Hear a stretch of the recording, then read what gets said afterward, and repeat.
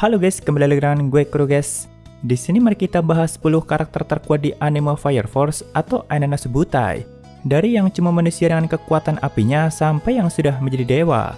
Cuma gue nggak akan masukin yang versi doppelgangernya, dan tentu urutannya ini menurut opini gue sendiri. Karena ada beberapa karakter yang level kekuatannya itu nggak terlalu jauh berbeda. Di sini langsung aja kita mulai dari urutan yang ke-10, yaitu ada Charon. Charon ini merupakan anggota dari White Cloud dan juga salah satu guardian, yaitu yang menjaga pilar kedua, Haumea. Nah, dalam animenya kita ada beberapa kali ditunjukkan mengenai kekuatan Charon yang memang cukup kuat. Terutama kekuatan fisik dan daya tahan yang dia miliki itu memang cukup mengerikan. Seperti yang sudah ditunjukkan di animenya, Charon mampu menyerap ledakan nuklir yang diciptakan oleh Nataku dan lalu melepaskannya sampai ke bulan. Padahal jika waktu itu nuklir itu sampai meledak di tempat itu, maka bakal menciptakan kehancuran yang cukup besar. Tapi dengan kemampuan dan kekuatan fisiknya yang sangat kuat, Charon pun mampu menyerap dan lalu melepaskannya. Walaupun ya setelah itu Charon sendiri sampai kelelahan dan gak bisa bertarung untuk beberapa saat. Jadi memang ada batasan seberapa besar serangan ataupun energi yang mampu dia serap.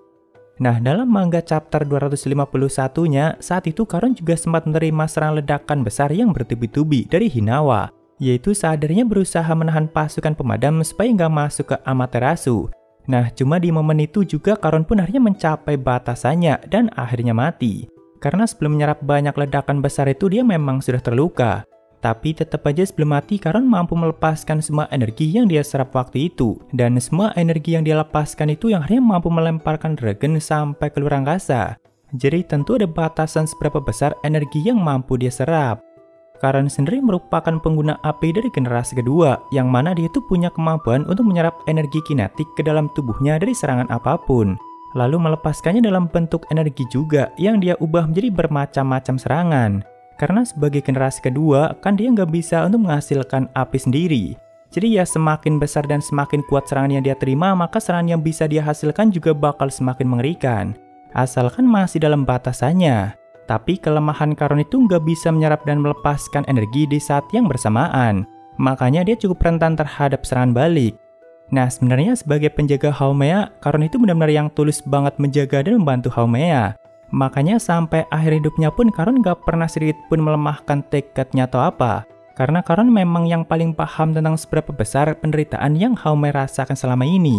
Makanya satu-satunya keinginan Charon ya hanya ingin membebaskan Haumea dari semua penderitaan itu. Lalu berikutnya di urutan ke-9 yaitu ada Leonardo Bern, yang mana dulunya itu merupakan kapten dari divisi pertama.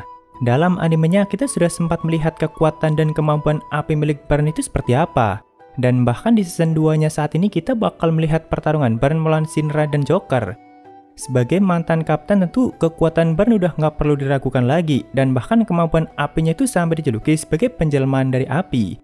Karena semakin lama nih orang bertarung, maka kekuatan apinya itu bakal semakin meningkat dan bakal semakin panas. Bahkan Joker aja sampai mengatakan kalau Bern diberikan waktu yang cukup untuk terus mengaktifkan kemampuannya, maka dia bakal menjadi tak tersentuh. Karena saking panas dan saking kuatnya kekuatan api yang menyatu dengan tubuhnya itu. Jadi kemampuan api milik Bern itu bernama Voltage Nova. Nah, saat kemampuan ini diaktifkan, maka api yang dihasilkan itu makin lama bakal semakin kuat, yaitu terus meningkat secara bertahap. Di tahap 1 dan 2-nya aja api yang dihasilkan itu udah sangat panas dan kuat, dan itu udah bisa menciptakan kerusakan dan ledakan yang cukup parah. Sedangkan di tahap 3-nya yang tentunya semakin kuat dan semakin panas, bahkan Bern ini mampu menahan serangan kuat dari Shinra yaitu Korna. Dan tubuhnya itu sama sekali nggak mengalami kerusakan ataupun terjatuh, dan itu nggak cuma sekali. Melainkan sampai berkali-kali Bern sengaja menerima banyak serangan kuat dari Shinra. Karena di tahap 3-nya pertahanan Bern juga tentunya menjadi semakin kuat. Lalu di tahap 4-nya seluruh tubuh Bern itu benar-benar diselimuti dengan aura apinya yang sangat panas. Dalam tahap itu sedikit sentuhan dari Bern aja udah bisa menciptakan kerusakan yang cukup parah. Sedangkan pukulan dan ledakan yang dia hasilkan sampai bisa menciptakan kawah di sekitarnya. Sebenarnya kemungkinan dalam pertarungannya melawan Shinra waktu itu Bern bisa aja membuat Shinra jauh lebih terbojok lagi dari itu. Kalau dia memang seriusan pengen membunuh Shinra. Cuma kan tujuan Bern gak sesimpel itu. Makanya dia pun sengaja terusan menerima semua serangan yang Shinra lancarkan, yang akhirnya membuat tekad Shinra menjadi semakin kuat. Jadi intinya semakin lama nih orang bertarung, maka kekuatan pertahanan dan serangan yang dihasilkan juga bakal semakin kuat dan bakal terusan meningkat. Dan bagi gua, Baron itu masih lebih kuat dari Karon. Karena selain punya kekuatan api yang sangat kuat, Baron sendiri juga punya fisik dan ketahanan yang sangat luar biasa. Lalu berikutnya di urutan ke-8 yaitu ada Shinmon Hibachi, yang mana Hibachi ini dulunya merupakan kapten pemadam dari Asakusa. Jadi Hibachi ini adalah ayah angkat dari Benimaru dan juga yang mengajarkan Benimaru tentang gaya bertarung Iai Soto. Ya pokoknya hampir semua teknik pertarungan yang digunakan Benimaru saat ini dulunya dia pelajari dari ayah angkatnya ini. Jadi kekuatan dan kemampuan Hibachi ini nggak hanya sebatas pada kekuatan api generasi ketiganya aja, melainkan juga dikombinasikan dengan seni bela diri atau gaya bertarung yang sangat unik yang dia ciptakan sendiri, yang akhirnya semua itu dia wariskan pada Benimaru.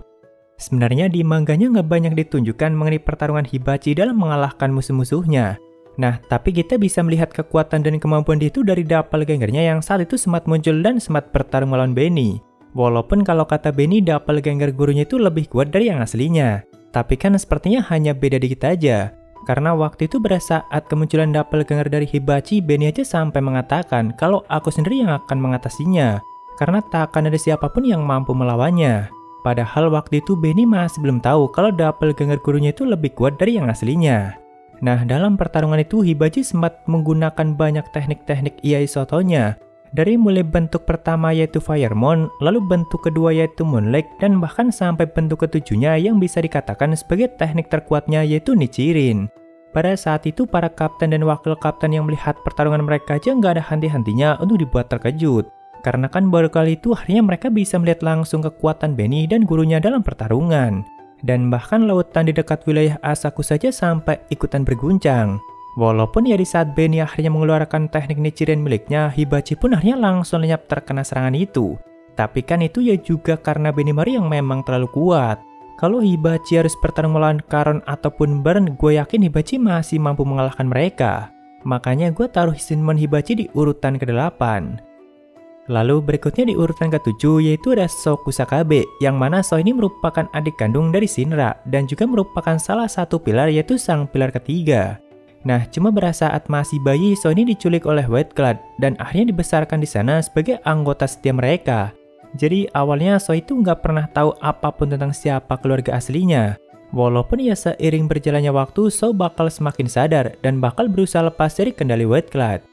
Nah, sebagai sang pilar ketiga yang sudah membangkitkan Adola Burst dan mampu terhubung dengan Evangelis melalui Adola Link, So ini termasuk ke dalam generasi keempat. Dan seperti para generasi keempat lainnya yang umumnya punya kemampuan untuk meniadakan hukum fisika, So itu punya kemampuan untuk memperlambat aliran waktu. Kemampuannya itu disebut Severed Universe. Jadi sebenarnya kemampuan So itu menyerap panas yang akhirnya menyebabkan ekspansi alam semesta. Dan itu membuat aliran waktu menjadi sangat-sangat lambat, dan tentunya waktu bagi semua orang di dunia itu langsung membeku atau terhenti. Sedangkan hanya So sendiri yang mampu bergerak dengan normal. Jadi di mata orang lain So ini punya kecepatan yang sangat luar biasa. Tentu dengan kemampuannya itu sudah pasti So mampu mengalahkan orang-orang kuat seperti Karon, Baron Hibachi, dan yang lainnya. Makanya gue tempatkan So di nomor 7-nya. Ya sebenarnya kemampuan So ini memang cukup curang sih. Karena di saat So mengaktifkan kemampuannya itu, dia bisa dengan bebas melakukan apapun. Sedangkan orang lain semuanya langsung terhenti. Kecuali kalau orang itu punya kecepatan cahaya ataupun bisa bergerak dengan normal di saat So sedang mengaktifkan kemampuannya itu. Nah, tapi yang menjadi kelemahan terbesar So itu jika terlalu lama mengaktifkan kemampuan itu, maka tubuhnya itu bakal ikutan terpapar hawa dingin yang ekstrim. Dan tentunya hal itu bakal sangat berbahaya bagi tubuh So sendiri. Makanya So selalu menghindari penggunaan untuk waktu yang lama, karena So sendiri perlu mencairkan dingin yang ada di tubuhnya. Dan satu lagi yaitu di saat So tidak lagi mendapatkan berkah dari Eva dan tidak bisa menggunakan Adola Link, maka So nggak akan bisa menggunakan kemampuan itu. Nah, tapi selama Great Cataclysm atau penyatuan dunia Adola dengan dunia nyata, So tidak lagi membutuhkan semua itu. Dia bisa dengan bebas mengaktifkan kemampuan itu tanpa harus mendapatkan berkah dari Eva. Sebenarnya tanpa Severed Universe saja So memang sudah punya kecepatan, refleks, dan fisik yang sangat tinggi. Hal itu dibuktikan pada saat So bertarung melawan Fairy. Jadi Fairy ini adalah salah satu yang masih mampu bergerak bebas di saat So sedang menghentikan waktu. Nah, tapi pada saat itu walaupun mereka sama-sama bisa saling bergerak dengan normal, namun So tetap mampu mengalahkan Fairy dengan mudah dengan kecepatan So sendiri. Jadi ya tanpa kemampuan Severed Universe pun So memang sudah sangat kuat. Lalu berikutnya di urutan ke-6 yaitu ada Dragon, atau pria ini yang sebelumnya sudah muncul di episode 5 season 2-nya. Jadi Dragon ini merupakan salah satu anggota White Cloud yang sudah bergabung dari semenjak ratusan tahun yang lalu. Awalnya Dragon ini dulunya muncul di Irak, dan karena dia selalu meninggalkan jejak kehancuran, jadi orang-orang sampai menyebutnya sebagai sang bencana berjalan yaitu Dragon. Saat itu tanpa tujuan dan arah yang jelas, Dragon pun sempat menjelajahi dunia itu cukup lama. Dia hanya terus berjalan tanpa arah dan terusan menghancurkan apapun yang dilewatinya. Makanya sampai mendapat julukan seperti itu. Sampai akhirnya setelah dewasa atau tepatnya 50 tahun setelah bencana besar sebelumnya, dia pun bertemu dengan Fairy yang sudah menjadi anggota White Cloud. Nah, waktu itu Fairy mengajak Dragon untuk bergabung dengan White Cloud, yang mana saat itu Fairy juga berjanji kalau White Cloud itu bakal menghancurkan dunia itu dalam waktu kurang dari 200 tahun. Dragon pun yang memang gak punya arah dan tujuan setuju saja dengan ajakan itu. Karena kan siapa tahu nantinya dirinya bakal bertemu dengan sesuatu yang mampu mengisi kekosongan dalam dirinya. Nah, karena saking kuatnya dirinya dan bahkan belum pernah sekalipun merasakan apa itu rasa sakit ataupun terluka, Dragon ini selalu merasakan kebosanan dan penderitaan yang tak berujung. Bahkan dia memandang dunia itu sebagai sesuatu yang sangat menyedihkan. Karena Dragon gak pernah menemukan apapun yang bisa untuk mengisi kekosongan dan kebosanannya. Apalagi bahkan merasakan kesenangan. Bagi Dragon semuanya itu bakal runtuh di hadapan kekuatannya yang sangat luar biasa. Mau itu harapan, optimisme, dan sebagainya, semuanya bakal kehilangan nilainya kalau dihadapkan dengan kekuatannya yang sangat besar. Makanya Dragon gak pernah bisa menemukan kesenangan dalam hal itu, dan akhirnya malah membuang semua nilai-nilai itu. Ya simpelnya nih orang hanya butuh sesuatu yang gak akan hancur di hadapan kekuatannya, atau sosok yang mampu memberinya rasa sakit karena terluka. Karena dia memang terlalu kuat, dan selama ini gak pernah bisa menemukan hal-hal seperti itu. Sampai akhirnya di masa ini dia pun bertemu dengan sosok anomali yang menyebut dirinya sebagai sang raja kesatria, yaitu Arthur Boyle. Nah, dari beberapa pertarungannya melawan Arthur, Dragon pun akhirnya mulai merasakan rasa tertarik untuk menghancurkan tekad dan hati Arthur yang memang sangat kuat. Karena untuk sekali lagi membuktikan kalau semua harapan manusia nggak akan ada artinya di hadapan kekuatan Dragon sendiri. Nah, tapi kan ternyata dihajar habis-habisan kayak apapun Arthur nggak pernah sekalipun goyah atau bahkan menyerah. Justru malahan Arthur menjadi semakin kuat dan semakin yakin bakal mampu mengalahkan Dragon. Dari situ Dragon pun mulai merasakan kegembiraan dan bahkan sampai menaruh harapan kalau Arthur bakal mampu mengakhiri keputusasaan yang selama ini selalu Dragon rasakan, yaitu dengan mampu membunuh Dragon. Karena jika tidak seperti itu, maka Dragon hanya akan terusan merasakan hidup abadi dengan keputusasaan. Dan ternyata Arthur memang mampu melakukannya. Jadi ya sang naga pun akhirnya bisa mati dengan rasa gembira, dan bahkan dia sampai bersyukur karena telah hidup sangat lama dan bisa bertemu dengan Arthur. Lalu mengenai kemampuan dan kekuatannya, Dragon ini punya kekuatan yang sangat luar biasa. Dia aja selama ini selalu mencari dan menunggu sosok yang mampu memberikan luka padanya. Tapi nggak pernah ketemu sebelum bertemu dengan Arthur. Karena fisik dan ketahanan yang dia punya memang sangat-sangat kuat. Bahkan terkena pelepasan energi yang setara dengan ledakan nuklir aja sama sekali nggak membuatnya terluka. Dan waktu itu dia sampai terlempar keluar angkasa. Tapi sama sekali nggak berpengaruh apapun badannya. Malahan yang ada lawan-lawannya yang berada di dekatnya semakin lama semakin mendapat luka sendiri. Hal itu karena terkena efek kemampuan Dragon yang bernama Dragonic Pressure. Sebenarnya Dragon ini merupakan pengguna api dari generasi ketiga, tapi level kekuatan apinya memang sangat berbeda dengan kebanyakan generasi ketiga lainnya. Makanya dia bisa menyemburkan api yang sangat kuat dari mulutnya dan juga mampu menciptakan ledakan-ledakan yang sangat dahsyat. Pokoknya serangan apapun yang dia keluarkan dampaknya bakal sangat mengerikan. Entah itu semburan, ledakan, ataupun pukulan yang dia lancarkan. Mungkin kalau mau dengan kekuatan penuhnya, Dragon bisa aja menghancurkan planet itu. Lalu kemampuan milik dia lainnya yaitu infernalisasi. Dengan kemampuan itu Dragon bisa menciptakan armor super keras yang bakal melapisi tubuhnya sama seperti bentuk infernal. Lalu menciptakan sayap dan bentuk yang menyerupai naga. Saat menggunakan kemampuan itu pada seluruh tubuhnya, dia pun menyebutnya sebagai Dragon Koordinat. Dan tentu dalam mode itu Dragon benar-benar menjadi semakin kuat. Lalu berikutnya di urutan kelima ada sang raja kesatria yaitu Arthur Boyle. Kalau untuk Arthur ini di animenya sudah banyak ditunjukkan mengenai kekuatan dan kemampuannya itu seperti apa. Arthur sendiri merupakan pengguna api dari generasi ketiga, yang mana dia itu selalu menggunakan api plasma yang level panasnya itu sangat-sangat tinggi. Sebenarnya untuk menciptakan dan memanaskan api sampai keadaan plasma itu merupakan hal yang cukup sulit. sekalipun bagi pengguna api generasi ketiga, apalagi sampai mampu mengendalikannya dengan sangat stabil seperti yang Arthur lakukan. Karena api plasma yang dia ciptakan itu nggak hanya dia gunakan sebagai serangan ataupun senjata, tapi Arthur juga bisa menggunakannya sebagai pertahanan, yaitu dengan menciptakan jubah plasma yang melapisi tubuhnya. Tentu dibutuhkan kemampuan yang sangat tinggi untuk bisa melakukan semua itu. Nah, tapi yang lebih utama dari kekuatan Arthur bukan hanya itu saja, melainkan kehaluannya yang membuatnya menjadi sangat-sangat kuat. Jadi semakin Arthur berimajinasi dan semakin ngehalu, maka seluruh kekuatannya juga bakal semakin meningkat. Apalagi di saat Arthur bertemu dengan lawan yang sangat kuat dan berimajinasi kalau dirinya mampu mengalahkan lawannya itu, maka kekuatannya juga sangat-sangat meningkat.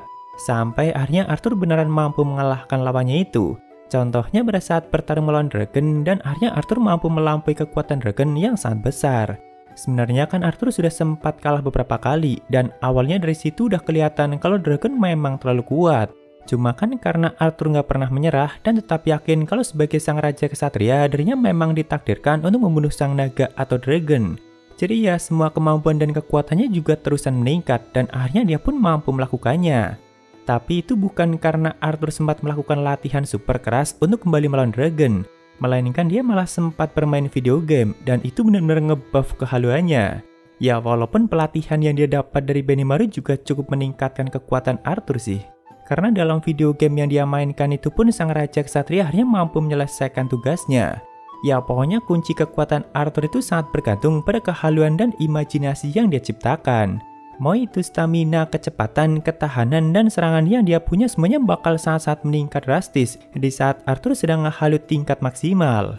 Dan semua itu bisa kita lihat saat dia bertarung melawan Dragon di luar angkasa. Kecepatan yang Arthur miliki waktu itu sepertinya udah jauh melebihi rapid milik Shinra. Lalu dampak dari pertarungannya melawan Dragon juga sampai menciptakan banyak kehancuran di luar angkasa. Dan bahkan serangan terkuat yang dia lancarkan untuk melenyapkan Dragon sampai mampu membelah bumi, yaitu Violet Flash Earth Divider. Nah, jadi pada saat bencana besar akan terjadi, hubungan antara dunia nyata dan hubungan Adola itu menjadi semakin kuat. Pada saat itu kekuatan imajinasi Arthur juga menjadi semakin kuat.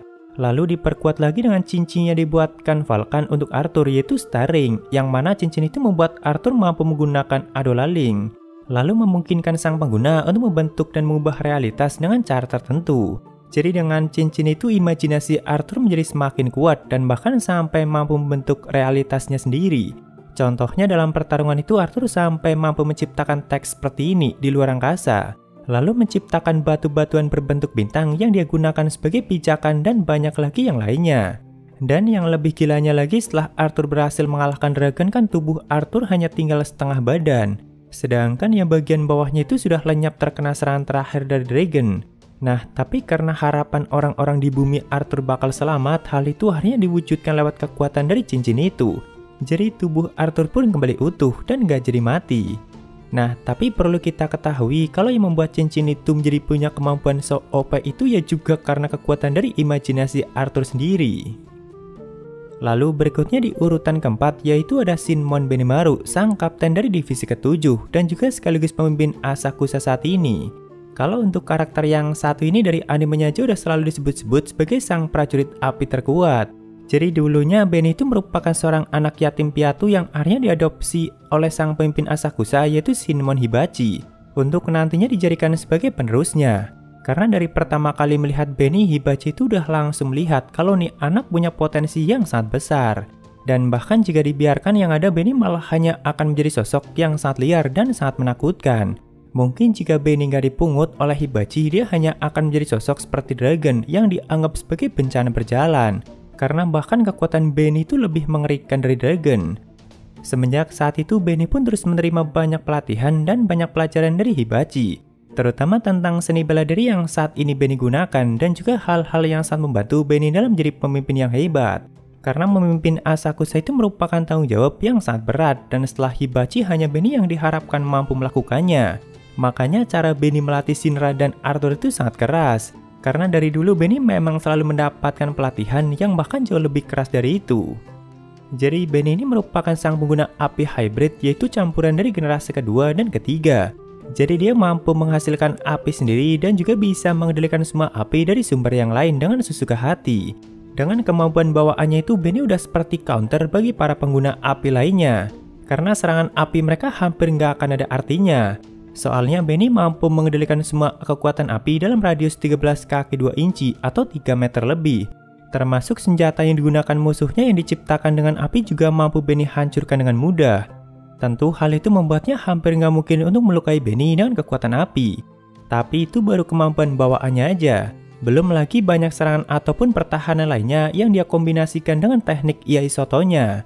Dari mulai bentuk pertama sampai bentuk ketujuh yang sebenarnya merupakan teknik yang sangat kuat. Bahkan hanya dengan tangan kosong aja Benny memang sudah sangat kuat. Nah, tapi ada yang membedakan antara bentuk ketujuh yaitu Nichirin Benny dengan Nichirin milik gurunya. Kalau milik gurunya itu ibaratnya merupakan Nichirin yang murni yaitu matahari. Sedangkan kalau punya Benny itu Benny gabungkan dengan Akatsuki yaitu bulan. Sebenarnya hal itu menggambarkan kepribadian yang mereka miliki. Kalau Hibachi itu kan memang orangnya punya kepribadian yang sangat keras. Sedangkan kalau Benny masih ada lembut-lembutnya dikit. Makanya masih ada unsur bulannya. Tapi kalau secara kekuatan terbukti Nichirin Benny jauh lebih kuat dari Nichirin milik Hibachi. Karena mengambil dua unsur yaitu bulan dan matahari. Sebenarnya sampai manganya tamat Benny itu nggak pernah ditunjukkan full powernya itu seperti apa. Malahan seringkali Benny nggak langsung memberikan serangan telak pada lawan-lawannya. Karena ya mungkin dia juga pengen menikmati pertarungan. Soalnya jika Benny nggak menahan diri, ya udah pasti lawannya bakal langsung KO. Nah, tapi ada satu momen yang memperlihatkan kalau Benny memang pantas dianggap sebagai yang terkuat. Kalau kita mengesampingkan Shinra Basoman dan Haomeya yang sudah bisa dikatakan sebagai dewa. Yaitu pada saat Benny mengalahkan doppelgangernya sendiri hanya dengan sekali serang. Jadi doppelganger itu kan merupakan perwujudan dari penggambaran orang-orang terhadap sosok yang mereka pikirkan. Nah, karena Benny memang selalu dianggap sebagai yang terkuat, makanya ya doppelgangernya pun merupakan sosok yang sangat kuat yang merupakan perwujudan dari yang terkuat.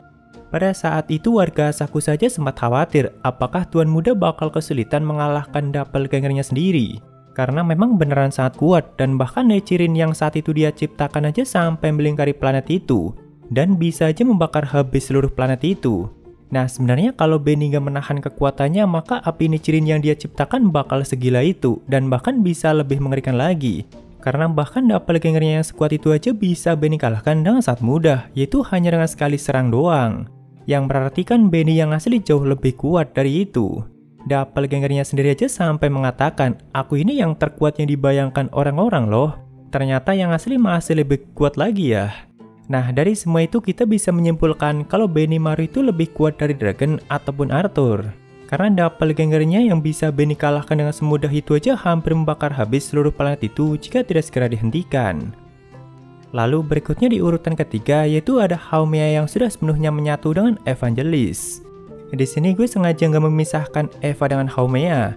Karena ya lagian mereka itu selalu menyatu, dan di arc terakhirnya Haomeya itu akhirnya mampu sepenuhnya menyatu dan menggunakan kemampuan dewa.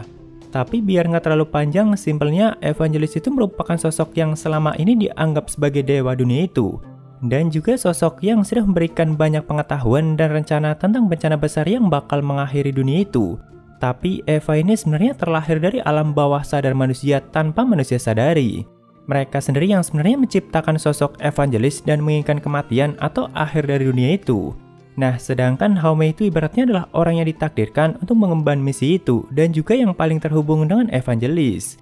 Sebenarnya aslinya Haomeya itu merupakan gadis yang suci dengan hati yang sangat lembut.